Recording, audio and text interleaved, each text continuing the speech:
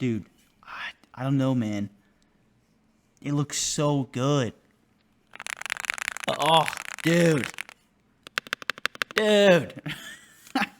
Alright, so what's going on, guys? My name's CG Build, and welcome back to another video. Today we got a very highly requested video from my comments, and I know it's been a little bit, but now we're here. This is the Bakeneko65. So it's taken a while to get here. I finally now have a new affiliate, so Canon Keys, great, thank you.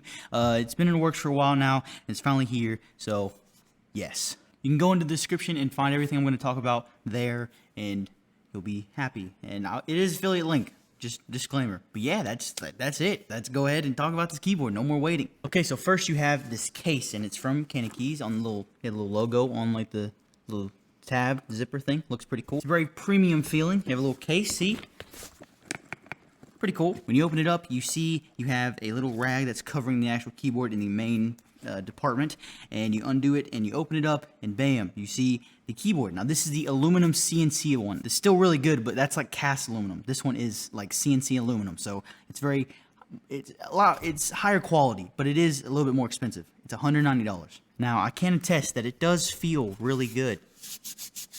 The logo looks really good, but we'll talk about the whole case in a minute. But moving on, we have inside the zipper, you have the PCB, the plate, the stabilizers, and then the daughter board that it comes with, and all the screws and everything. Now looking at it, if you are a beginner and you have it all laid out, it does look a little bit intimidating, I'm not gonna lie, but I promise you it is really easy, really self-explanatory, and pretty straightforward. Plus there's a whole bunch of videos like this one. So first I want to take a look at the case. Now it is significantly more money, and it is the Lilac version, by the way. It's purple, looks really cool, I like it. But like I was saying, it is a little bit more expensive than the normal 130, 150, somewhere in there price range. And I can attest that this does feel really good. Like the machining on this is really nice. Really smooth edges, the finish looks great, the Canon Keys logo on the back looks insane. I mean, it's very minimal. I mean, no, you don't look at it that much, but it looks really good. This is the zinc weight option as well. I wanted the silicone one, but I'm gonna be honest, I was just happy to get anything. But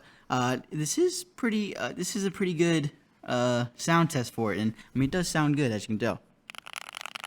Just saying. I can't get over how good this thing looks, man. Like, it just feels good, looks good, like, whew.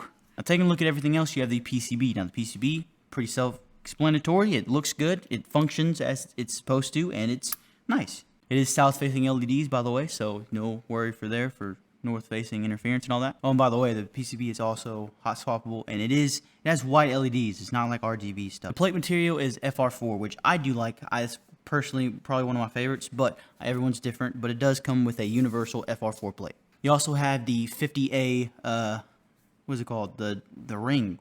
Why can I not? The O-ring. Yeah, the silicone O-ring that goes around it. You put it around in between the PCB and the plate. There are different sizes on that you can get on their site. You can actually get a 70A, 30A, or 50A, but 50A is the one it comes with, so that's the sizes for that. Now you also get your stabilizers. Now the stabilizers they provide, they're good, but they're not my favorite. I did have to clip them and lube them, and they still don't sound the best.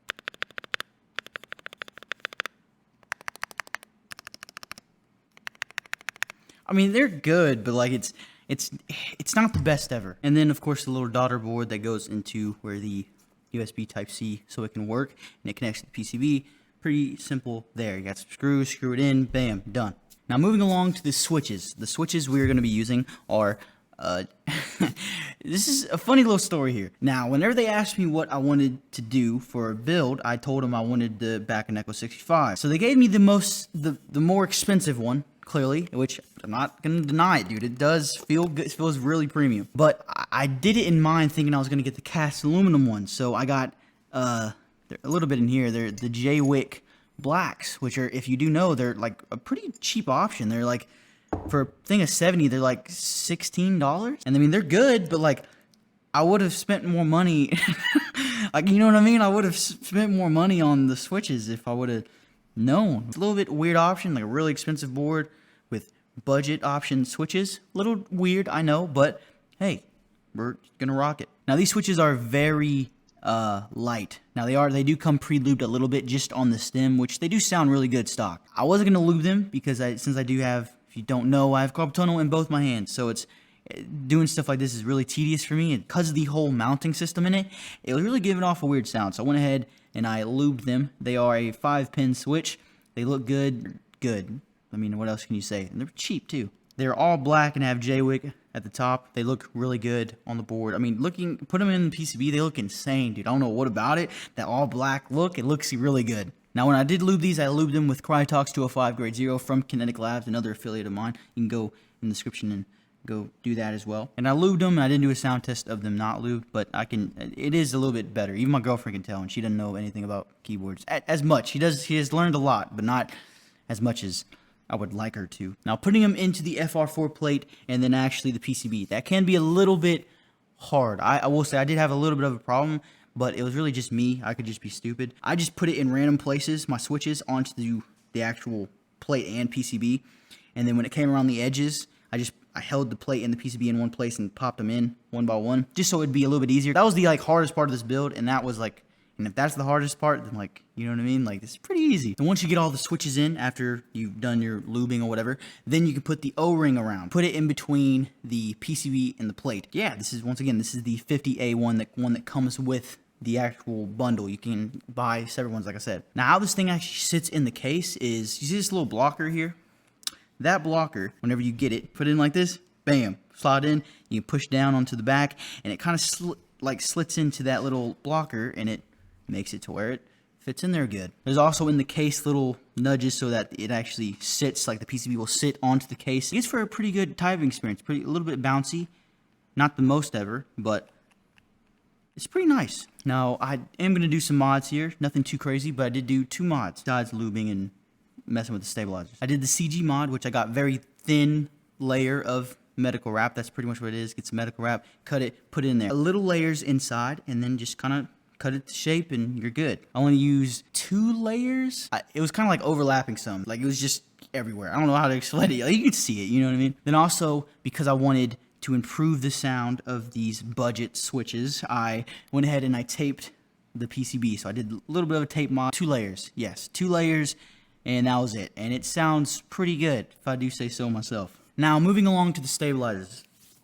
I had a problem with these, man. I'm not gonna lie, probably not my favorite stabs. I had a good bit of issues with these. You do have to clip them. You don't have to, but if you want to make them sound really good, you have to clip them and then lube them. Now, it was really annoying. Could not get stabs to sound good with these lighter switches. So I went ahead and I swapped the switches out for Husky.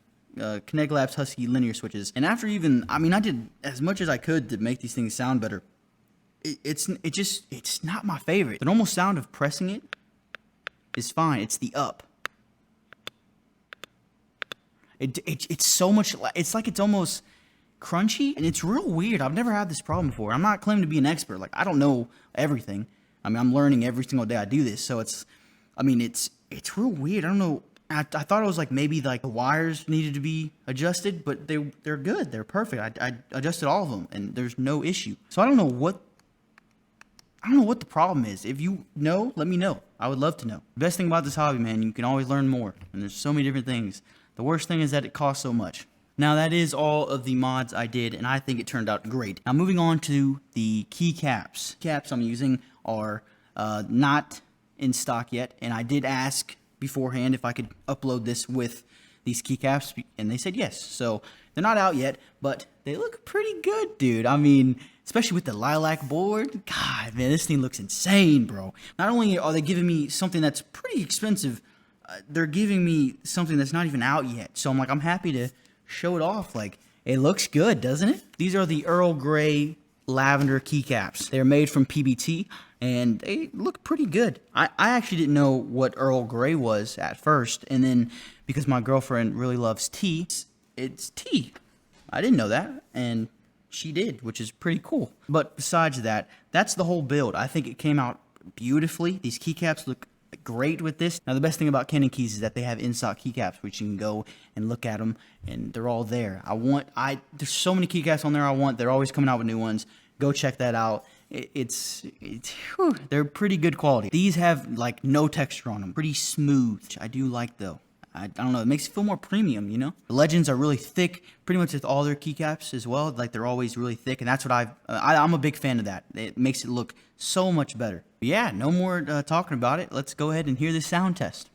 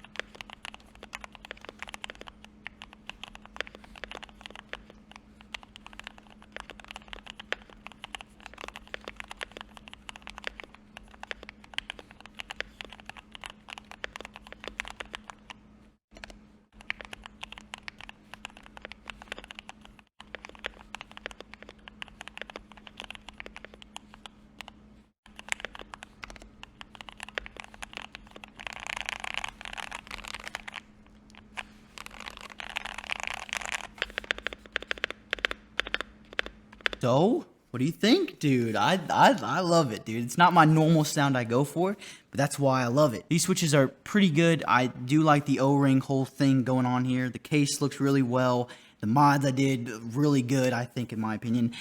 I think this thing turned out amazing. Besides the stabilizer thing I had an issue with, which they still sound good, don't get me wrong. They're just not they're not the best I've ever done. So I am going to be doing probably another build with this in the future. I don't know how I'm going to do it, but I'm probably going to do another build with this. And yeah, man, this case, dude, it just looks so good, man. Just, God, dude, it looks so good. Once again, thank you, Candy Keys, for sending me this Bakeneko65. I'm very happy to give it to my viewers that have been asking for me to review it and do a build with it, and I think it's turned out pretty good.